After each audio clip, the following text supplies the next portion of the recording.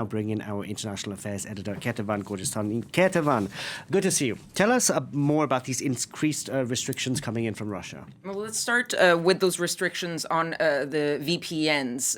In Russia, VPNs have long been used by Russians, especially younger, more urban Russians. It's been used, of course, to protect privacy. It's also been used to get around Russian state censorships, but it's also been used to simply access some websites, for example, services that have nothing to do with politics, but are simply blocked in Russia, or if you want to access something that is from the United States, for example. And so when the Russian government, according to state media, started really strengthening those blocks on VPNs, it really did change how people were accessing the internet. According to state media, the government had ordered internet providers and all of these websites to sort of block VPN users from accessing their services by April 15th, which was yesterday. And so that would explain some of the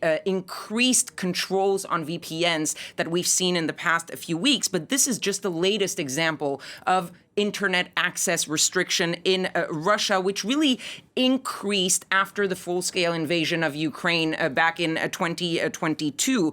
Roskomnadzor, the country's internet watchdog, it has been trying, as you said, to restrict access to plenty of different apps or services, including WhatsApp and Telegram, that are the two major messaging services, apps in Russia. And that is partly because they want Russians to move to this super app called Max, which is uncrypted, unlike some of the other apps, and which critics are saying that is simply going to be a surveillance tool. But authorities are also increasing internet shutdowns in general.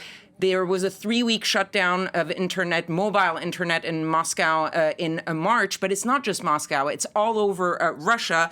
And the Kremlin has denied that there have been any orders to ban VPN, that there have been any orders to shut down the internet.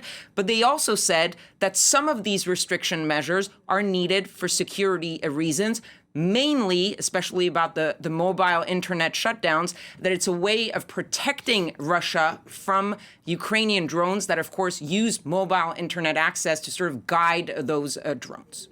And what are ordinary Russians saying to these new restrictions? Well, look, it seems that Russians are not taking these new restrictions very well. And it's not just the young, urban, liberal opposition people in Russia that are already antagonistic towards the Kremlin. It seems that it's spreading to the broader population and even among business leaders that are close to the Kremlin. And that's because the crackdown has not simply just restricted access to censored things, but also because it has disrupted everyday life in a country that heavily relies on internet access for everything from ordering a cab, ordering groceries, paying online for groceries, paying for services electronically. And the growing frustration is not just from individuals, as I was saying, but from business leaders who are warning the Kremlin that this is having an impact both on small and on big businesses. And one example of that is the fact that the head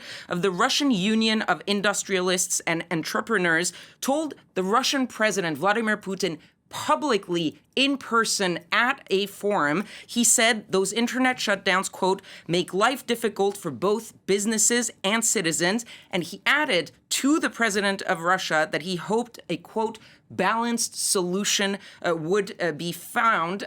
One sign that the Kremlin is starting to take this frustration pretty seriously is this comment from the Kremlin spokesperson, Dmitry Peskov, who said, it is clear that restrictions on internet access cause inconvenience for many citizens, but once the need for these measures has passed, internet access will, of course, be fully restored and return to normal. Can we believe the Kremlin spokesperson or not?